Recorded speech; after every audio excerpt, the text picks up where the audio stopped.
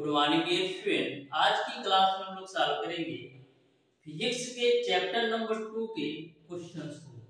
Dear student, chapter number 2 में जितने भी क्वेश्चन दिए गए हैं, टोटल क्वेश्चंस का सॉल्यूशन बिल्कुल कॉन्सेप्ट के साथ मैं आपको कराने वाला हूं। इसके पहले ऑलरेडी मैंने डियर स्टूडेंट इस चैप्टर पर एक क्लास ले रखा हूं, जिसमें मैंने आपको बेसिक कॉन्सेप्ट व थ्योरी पार्ट को बिल्कुल शानदार तरीके से क्लियर करा रखा है। यदि वह वीडियो आपने अभी तक नहीं देखा है तो जरूर देख लीजिएगा, डिस्क्रिप्शन में उसका लिंक मिल जाएगा। डियर स्टूडेंट, आज की क्लास में चैप्टर नंबर 2 सदिश राशियों से जितने भी क्वेश्चन आपकी बुक में दिए गए हैं, टोटल क्वेश्चन का सॉल्यूशन बिल्कुल कॉन्सेप्ट के साथ आपको कराने वाला हूं। एक बात और मैं आपको क्लियर कर दूं, इस चैप्टर से आपके आईईआरटी एंट्रेंस एग्जाम में 2 क्वेश्चन पूछा जाना है, जिसमें मैक्सिमम चांसेस ये है डियर स्टूडेंट कि दोनों ही क्वेश्चन आपके न्यूमेरिकल टाइप के होंगे। यानी कि जो भी आपके 2 क्वेश्चन पूछे जाएंगे, मैक्सिमम चांसेस ये है कि दोनों न्यूमेरिकल ही होंगे। या तो यह हो सकता है एक आपका थ्योरी क्वेश्चन पूछ लिया जाए और एक आपका न्यूमेरिकल, लेकिन मैक्सिमम चांसेस है कि दोनों न्यूमेरिकल ही क्वेश्चन पूछे जाएंगे। तो डियर स्टूडेंट, इस चैप्टर के प्रत्येक क्वेश्चन को मैं बिल्कुल कॉन्सेप्ट के साथ आपको बताने वाला हूं, जिससे आपको प्रत्येक क्वेश्चन के कॉन्सेप्ट बिल्कुल शानदार तरीके से अच्छी तरीके से समझ में आ सके, आपको किसी भी क्वेश्चन में किसी भी प्रकार का डाउट और कंफ्यूजन ना रहे। तो डियर स्टूडेंट, आप लोग प्रत्येक क्वेश्चन के सॉल्यूशन को बिल्कुल ध्यान से अच्छी तरीके से समझते हुए चलिएगा, जिससे आपको सारे क्वेश्चन के कॉन्सेप्ट बिल्कुल अच्छी तरीके से समझ में आ सके। तो डियर स्टूडेंट, हम लोग स्टार्ट करते हैं आज की क्लास। देखते हैं क्वेश्चन नंबर 1, जो कि बहुत ही बेहतरीन क्वेश्चन है, सिंपल और आसान सा क्वेश्चन है। क्वेश्चन नंबर 1 आपका इस प्रकार से है कि 2 बलों P तथा Q के परिमाणी का परिमाण P है। यदि P को दोगुना कर दिया जाए तो परिणामी Q के साथ कितने डिग्री का कोण बनाएगा, ये आपको बताना है। बिल्कुल सिंपल और आसान सा क्वेश्चन है, आप ध्यान से समझिएगा। बोला है 2 बलों P तथा Q के परिणामी का परिमाण P है, यानी कि 2 बल आपके P और Q है और उनका जो परिमाण R की वैल्यू है वो भी आपका P दे रखा है। यदि हम P को दोगुना कर दें तो परिणामी Q के साथ कितने डिग्री का कोण बनाएगा, ये आपको बताना है। तो ध्यान से आप समझिएगा क्वेश्चन नंबर 1 को मैं बिल्कुल सिंपल और आसान तरीके से बताऊंगा। देखिए, तो आपको पता है परिणामी R बराबर क्या होता है। R बराबर आपका होता है डियर स्टूडेंट √P² प्लस का Q² प्लस का 2PQ cos थीटा आपका होता है। ये R बराबर आपका होता है। यदि हम दोनों पक्षों का वर्ग कर दे तो क्या मिलेगा, हमको मिल जाएगा R² बराबर P² प्लस Q² प्लस का 2PQ cos थीटा के रूप में। ठीक, अब देखिए परिणामी का जो परिमाण दे रखा है वो भी आपका P है, यानी R की भी वैल्यू आपका P है। तो यदि मैं R के जगह पर P रख दूं तो क्या मिलेगा, P² बराबर आपको मिल जाएगा P² प्लस का Q² प्लस का 2PQ cos थीटा मिल जाएगा। अब P² से P² कैंसिल आउट होगा तो फाइनली आपको मिल जाएगा Q² प्लस का 2PQ cos थीटा बराबर आपको मिल जाएगा 0। अब यहां से हम कॉमन क्या ले सकते हैं, हम ले सकते हैं कॉमन Q। तो जब Q कॉमन ले लोगे तो मिलेगा Q प्लस का 2P cos थीटा बराबर आपको मिल जाएगा 0। यहां तक आपको क्लियर समझ में आ गया होगा। अब आपको पता है डियर स्टूडेंट कि आपका कोण tan अल्फा बराबर क्या होता है। tan अल्फा बराबर आपका क्या होता है, tan अल्फा बराबर आपका होता है b sin theta divided by a plus का b cos थीटा आपका होता है। tan अल्फा बराबर आपका होता है b sin theta divided by a plus का b cos थीटा आपका होता है। ठीक है, अब यहाँ पर a और b की वैल्यू क्या होती है, तो a की वैल्यू आपका q के रूप में है और b की वैल्यू आपका 2p के रूप में है, तो सारी वैल्यू रख देंगे तो tan अल्फा की वैल्यू आपको पता चल जाएगी। तो ध्यान से आप देखिएगा डियर स्टूडेंट, tan अल्फा की वैल्यू क्या है, b का मान कितना है, b का मान आपका है 2p, तो a आपको मिल जाएगा 2p sin theta divided by a की वैल्यू कितना है q, तो q मैंने रख दिया प्लस का 2 सॉरी b है ना, b की वैल्यू कितना है 2p, तो b की जगह पर मैंने 2p रख दिया इनटू का cos थीटा, ये आपको tan अल्फा की वैल्यू मिली। अब देखिए किस रूप में आपके ऑप्शंस दिए गए। अब हम देख पा रहे हैं डियर स्टूडेंट कि सारे ऑप्शंस आपके डिग्री के रूप में दे रखे हैं। अब आपको पता है कि q plus 2p cos theta किसके बराबर है, 0 के बराबर है, तो q plus 2p cos theta किसके बराबर है, 0 के बराबर है, तो यहां से 2p sin थीटा बटे 0 हो जाएगा, क्योंकि q plus 2p cos theta की वैल्यू 0 के बराबर है, तो 2p sin theta divided by 0 की वैल्यू किसके बराबर मिल जाएगी, इंफिनिटी के बराबर।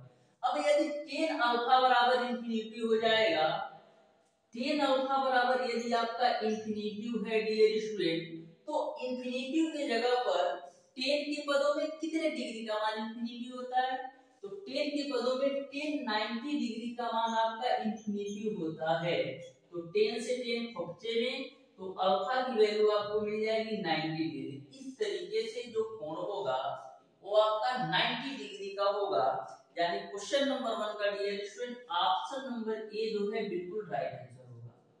तो देख सकते हैं कितना सिंपल और आसान सा क्वेश्चन पूछा गया था, मैंने बिल्कुल शानदार तरीके से सॉल्व करवा दिया है। लेकिन इस फार्मूले को आप बिल्कुल ध्यान में रखिएगा कि tan अल्फा बराबर होता है आपका b sin theta divided by a plus का b cos थीटा। अब मैंने a और b की वैल्यू यहां से रख दिया। अब हमको पता था कि q plus 2p cos theta की जो वैल्यू है वह 0 के बराबर है, तो यह पूरी वैल्यू यदि 0 के बराबर है तो क्या मिलेगा, 2p sin theta divided by 0। अब किसी भी संख्या में जब 0 से भाग देते हो तो उसका मान इंफिनिटी मिलता है, यानी कि tan अल्फा बराबर इंफिनिटी मिल गया। अब tan के पदों में कितने डिग्री का मान 90, कितने डिग्री का मान इंफिनिटी होता है, तो फिर 90 डिग्री का मान, तो tan से tan खपचे में, तो अल्फा की वैल्यू 90 डिग्री मिलेगी। देखिएगा डियर स्टूडेंट क्वेश्चन नंबर 2 को भी, जो कि बिल्कुल सिंपल सा एबी क्वेश्चन है, आप सिंपल तरीके से सॉल्व कर सकते हो। सेम कॉन्सेप्ट और सेम फार्मूला आपको क्वेश्चन नंबर 2 में भी लगाना है, पर ध्यान से आप समझना तो आपको अच्छी तरीके से क्वेश्चन नंबर 2 भी समझ में आए। किसी भी क्वेश्चन में आपको डियर स्टूडेंट किसी भी प्रकार का डाउट और कंफ्यूजन नहीं होगा, बस आप 1 से 2 बार अच्छी तरीके से ध्यान से पढ़ लीजिए किसी चैप्टर को, सारे चैप्टर आप बिल्कुल आसान तरीके से सॉल्व कर पाएंगे। तो क्वेश्चन नंबर 2 आपका है डियर स्टूडेंट कि 12 न्यूटन तथा 5 न्यूटन के दो बल अल्फा कोण बनाते हुए कार्यरत हैं और उनका जो परिणामी है वो आपका 13 न्यूटन है, तो अल्फा का मान क्या है ये आपको बताना है।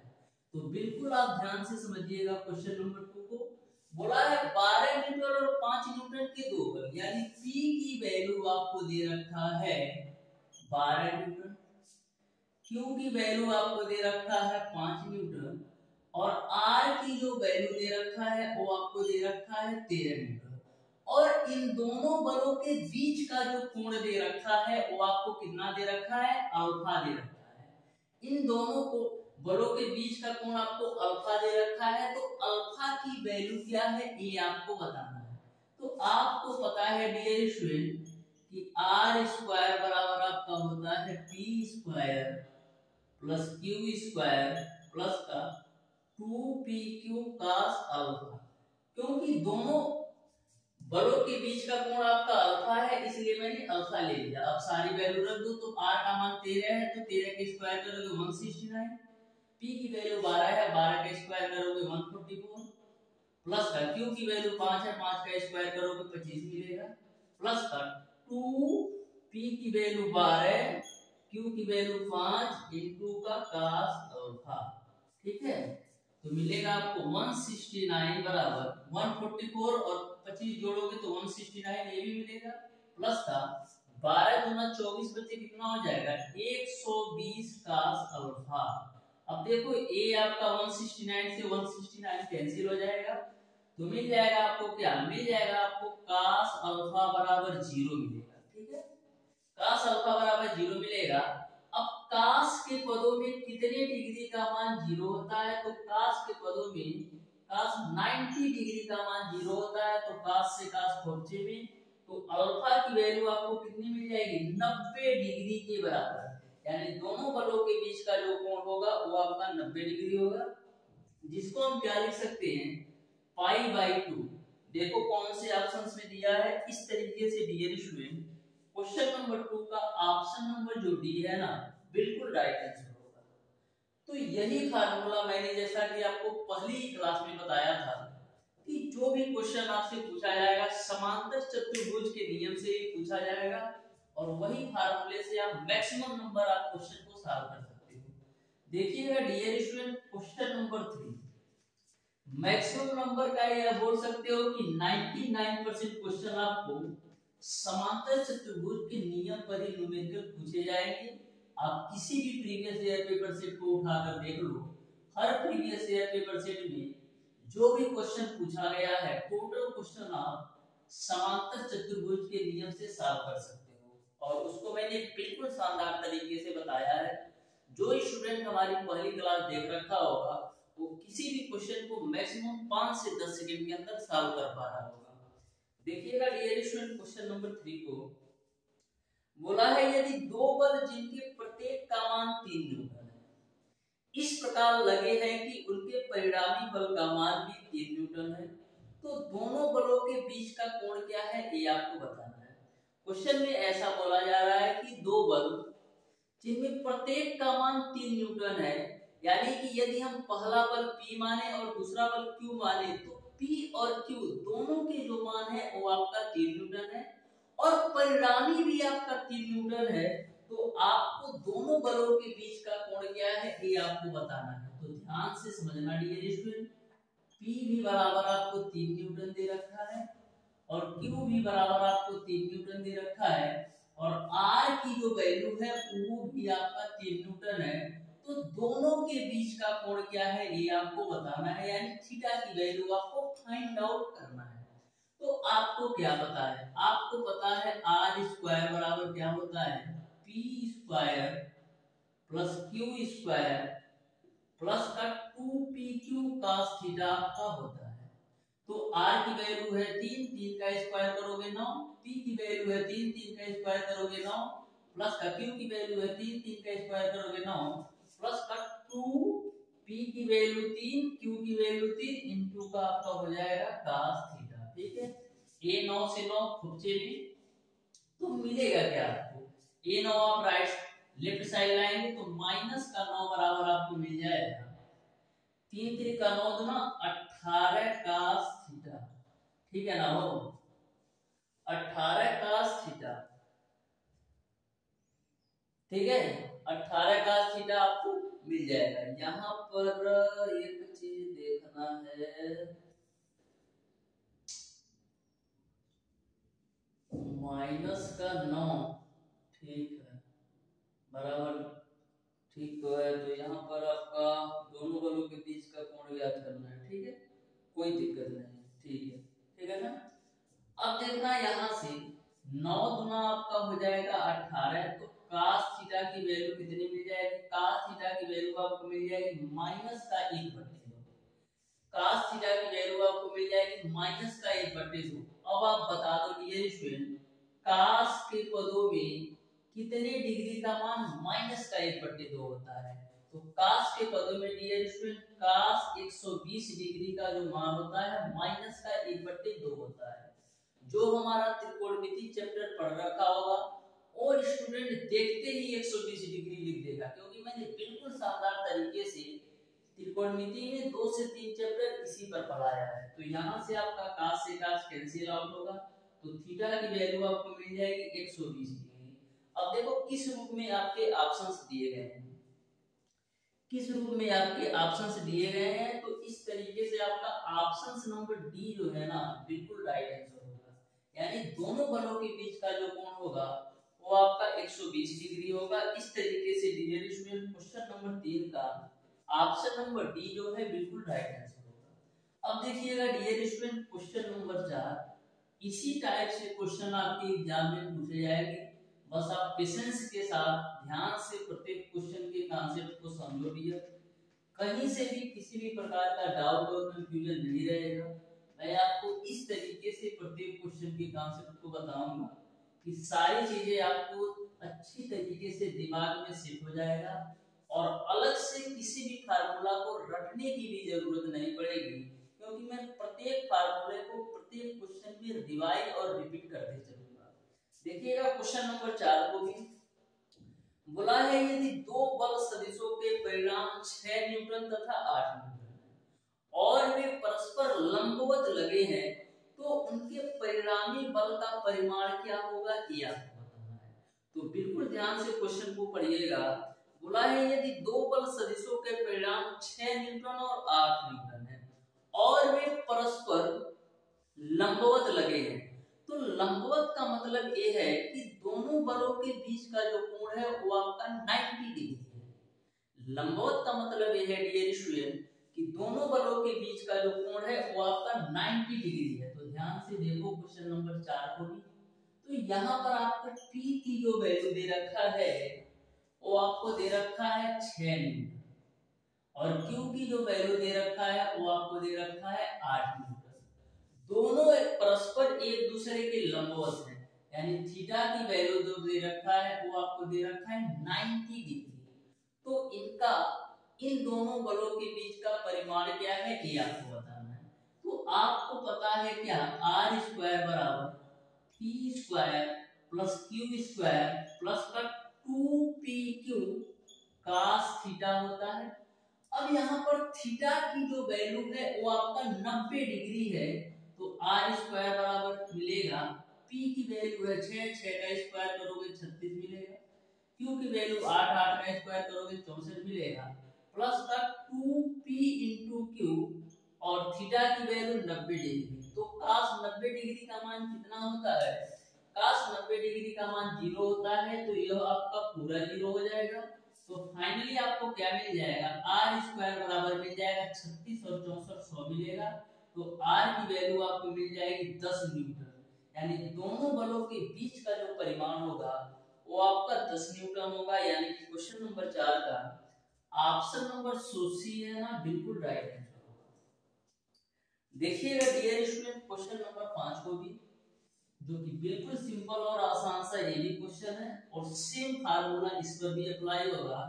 मैं आपको बार बार बोल रहा हूँ डियर स्टूडेंट कि इस चैप्टर से जो भी न्यूमेरिकल आपसे पूछा जाएगा समांतर चतुर्भुज के नियम से ही पूछा जाएगा, जो कि बिल्कुल सिंपल सा उसका कॉन्सेप्ट है। आर स्क्वायर बराबर P square plus Q square plus का 2pq cos थीटा। बस सिंगल फार्मूला ध्यान में रखो, एक से दो क्वेश्चन बिल्कुल सिंपल तरीके से सॉल्व करके आओगे। तो ध्यान से देखना डियर स्टूडेंट क्वेश्चन नंबर 5 को भी बोला है एक हवाई जहाज उत्तर पश्चिम दिशा में 80 किलोमीटर प्रति घंटे के वेग से उड़ रहा है, ठीक है, उड़ रहा है, तथा y 60 किलोमीटर प्रति घंटे के वेग से उत्तर पूर्व दिशा में उड़ रही है। तो जहाज की वास्तविक गति क्या है ये आपको बताना है। जो आपकी जहाज है उत्तर पश्चिम दिशा में 80 किलोमीटर प्रति घंटे की वेग से उड़ रही है और जो आपका वायु है ना वो आपका उत्तर पूर्व दिशा में 60 किलोमीटर प्रति घंटे की वेग से उड़ रही है। तो आपको बताना है कि जहाज की वास्तविक गति क्या है ये आपको बताना है। तो सबसे पहले आप लोग दिशा को समझो, इस तरीके से मैं आप डायरेक्शन बता देता हूँ। यदि मैं इसको मान लूं कि पूरब है तो पूरब का अपोजिट क्या होता है, पश्चिम होता है, ठीक है, ठीक है ना। ये हो गया पूरब, ये हो गया पश्चिम, इस तरीके से खड़े हो जाओ तो ये आपका उत्तर हो जाएगा, नीचे आपका दक्षिण हो जाएगा। तो नीचे आपका दक्षिण मिल गया और ऊपर आपको मिल जाएगा उत्तर, ठीक है, ये तो मैंने डायरेक्शन बना लिया। अब जो आपकी हवाई जहाज है उत्तर पश्चिम दिशा में उड़ रही है, तो उत्तर पश्चिम कहाँ पड़ेगा, उत्तर पश्चिम तो आपका यही वाला पड़ेगा, तो इस दिशा में आपकी हवाई जहाज उड़ रही है, तो ये आपका एरोप्लेन है, ठीक है, ये आपका एरोप्लेन है, उत्तर पश्चिम दिशा में उड़ रही है, किस रेट से 80 किलोमीटर प्रति घंटे की चाल से, तो लो भैया 80 किलोमीटर प्रति घंटा की। फिर आपका जो वायु है उत्तर पूर्व दिशा में 60 किलोमीटर प्रति घंटा, तो उत्तर पूर्व आपका इधर आएगा जो कि कितने 60 किलोमीटर प्रति घंटा की वेग से उड़ रही है। तो आपको जहाजिया का वास्तविक गति क्या है ये आपको बताना है, जहाज की वास्तविक गति क्या है ये आपको बताना है। यदि मैं पूछूं कि इन दोनों बलों के बीच का कोण कितना है, तो इन दोनों बलों के बीच का जो कोण होगा डियर स्टूडेंट वो आपका हो जाएगा 90 डिग्री। इन दोनों बलों के बीच का कोण आपका 90 डिग्री हो जाएगा। तो यदि आप इसको A मान लो और इसको आप B मान लो, तो A से B तक की गति आप निकाल लोगे, यानी कि यह वाली स्पीड यदि आप निकाल लोगे तो आपको हवाई जहाज की वास्तविक गति का पता चल जाएगा। तो आपको पता क्या पता है, R स्क्वायर बराबर होता है आपका P स्क्वायर प्लस का Q स्क्वायर प्लस का 2PQ cos थीटा आपका होता है। अब यहाँ पर थीटा की वैल्यू 90 डिग्री है, तो जब थीटा की वैल्यू 90 डिग्री है तो ये तो पूरा खत्म हो जाएगा, जीरो मिलेगा। तो आर स्क्वायर बराबर आपको क्या मिल जाएगा, आर स्क्वायर बराबर आपको मिल जाएगा पी स्क्वायर प्लस का क्यू स्क्वायर।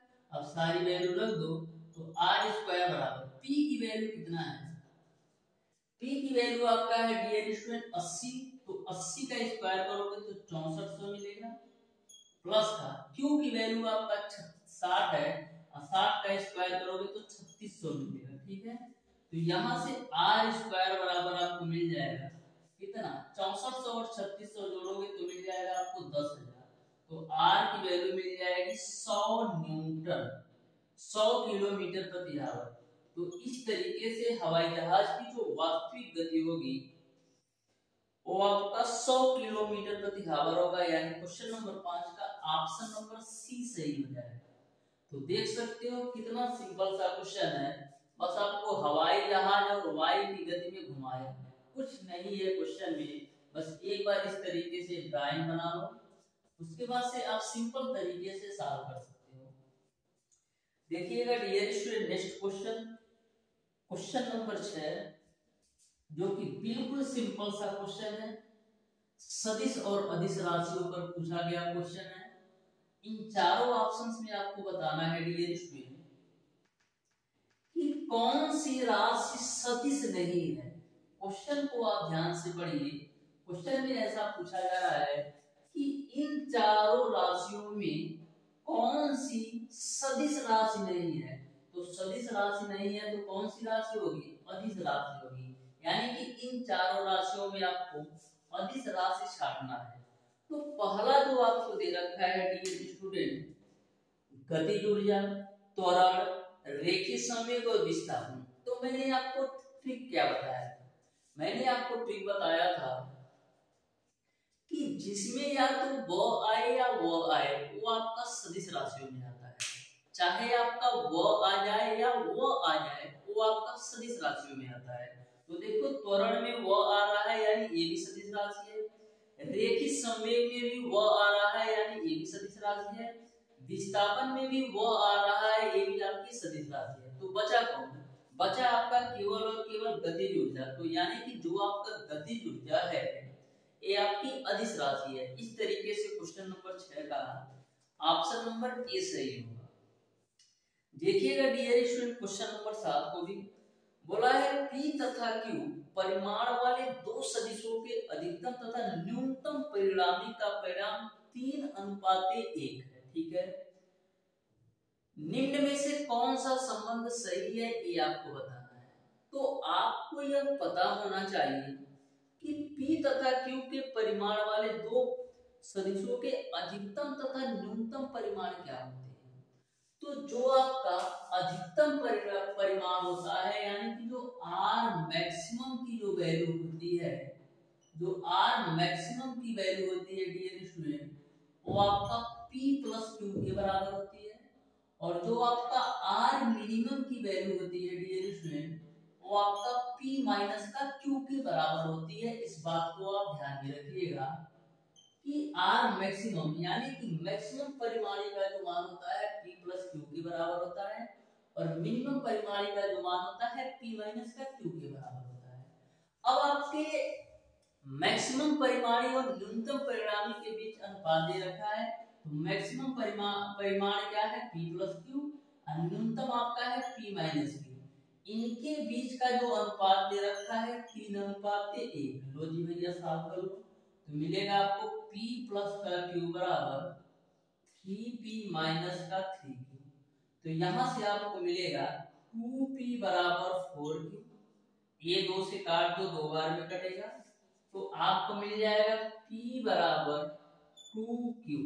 इस तरीके से दोनों बलों के बीच का जो सही संबंध होगा वो आपका P बराबर 2Q होगा। यानी क्वेश्चन नंबर 7 का ऑप्शन नंबर जो सी है बिल्कुल राइट आंसर होगा। दोनों बलों के बीच में जो संबंध होगा P बराबर 2Q होगा। ठीक है, देखिएगा डियर स्टूडेंट क्वेश्चन नंबर 8 को भी, जो कि same to same question number 8 को आपको क्वेश्चन नंबर 5 की ही तरह सॉल्व करना है। तो ध्यान से देखिएगा, बिल्कुल अच्छी तरीके से यह भी क्वेश्चन आपको समझ में आने वाला है, क्योंकि मैं बिल्कुल कॉन्सेप्ट के साथ प्रत्येक क्वेश्चन को बताऊंगा। बस जो भी स्टूडेंट स्टार्टिंग से एंड तक हमारी क्लासेस लेगा, इस बात की मैं गारंटी देता हूँ कि कोई भी क्वेश्चन एग्जाम में मिस नहीं होगा। बस ध्यान से हमारी जितनी भी क्लासेस होती हैं अच्छी तरीके से आप देख लो डियर स्टूडेंट, चाहे आप पॉलिटेक्निक की तैयारी करते हो या IERT की, 100% सिलेक्शन होगा, वो भी आपका जो रैंक होगा टॉप 100 के अंदर आएगा। बस डेडिकेशन के साथ प्रत्येक क्लासेस लेते जाओ और नोट्स जरूर बनाते जाओ। देखिएगा क्वेश्चन नंबर 8 को बोला है, एक व्यक्ति 60 डिग्री के कोण पर उत्तर पूर्व में 20 मीटर चलता है। ठीक है, पूरब की ओर उसने कितनी दूरी तय की ये आपको बताना है। तो सबसे पहले हम डायरेक्शन बना लेते हैं। लो भैया डायरेक्शन बना लेते हैं।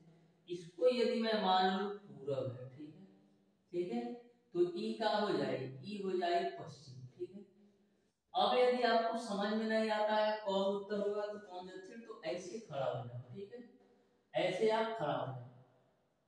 सॉरी, इसको यार एक बार आप नहीं समझ पाओगे, इसको मैं पूरब मान लेता हूँ। ठीक है, तो समझोगे। देखो इसको मैं पूरब मान लिया और इसको मैंने मान लिया पश्चिम। ठीक है, अब आप ऐसे खड़े हो जाओ, तो देखो ये आपका उत्तर दिशा हो जाएगी और नीचे आपका दक्षिण दिशा हो जाएगी। ये आपका उत्तर हो जाएगा और नीचे वाली जो हो जाएगी ये आपका दक्षिण दिशा हो जाएगी। ठीक है, अब क्वेश्चन पर आओ।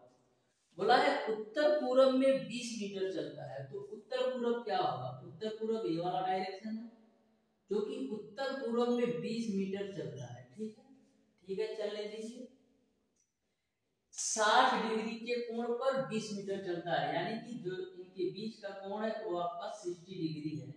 तो आपको यह बताना है कि पूरब की ओर उसने कितनी दूरी तय की, यानी हई पूरब की ओर, यह पूरब की ओर उसने कितनी दूरी तय की, ये आपको बताना है। तो मैं मान लेता हूँ इस पॉइंट को O और इसको पॉइंट मान लेता हूँ P, और इसको मैं डॉटेड लाइन से मिला देता हूँ और इसको मैं मान लेता हूँ Q। यानी कि आपको O से P तक की दूरी बताना है कि पूरब की ओर उसने कितनी दूरी तय की। यानी यदि हमको O से P तक की दूरी पता चल जाए तो वो हम निकाल सकते हैं। तो ध्यान से देखना। तो यहाँ पर हम क्या लिख सकते हैं? हम लिख सकते हैं cos 60 डिग्री बराबर क्या होगा? तो cos थीटा बराबर क्या होता है? आधार बट्टे का कोण। तो आधार की वैल्यू क्या है? आधार की वैल्यू आपका OP है और कोण की वैल्यू आपका क्या है? 20। लो जी साल हो गया। तो OP की वैल्यू आपको क्या मिल जाएगी? 20 cos 60 डिग्री मिल जाएगा। तो यहाँ से OP की वैल्यू आपको मिल जाएगी 20 और cos 60 का मान 1/2, 2 से काटो 10 बार में कटेगा। तो O से P तक की जो दूरी मिल जाएगी वो आपको 10 मीटर में ना हो 10 मीटर मिल जाएगा। यानी पूरब की ओर जो उसने दूरी तय की वो उन्होंने 10 मीटर तय किया, इस तरीके से डियर स्टूडेंट क्वेश्चन नंबर 8 का ऑप्शन नंबर ए सही हो जाएगा। तो कभी भी आप इस तरीके से यदि आप फिगर बना के सॉल्व करोगे तो गलती का कोई चांस ही नहीं बच सकता, क्योंकि सारी चीजें आपको पता चल रही है। उत्तर पूर्व में 20 मीटर जाता है और उनके बीच का जो कोण है 60 डिग्री। आपको बताना है पूरब की ओर कितना चला, यानी यह वाली दूरी बताना है। तो मैंने cos थीटा से निकाल दिया बस।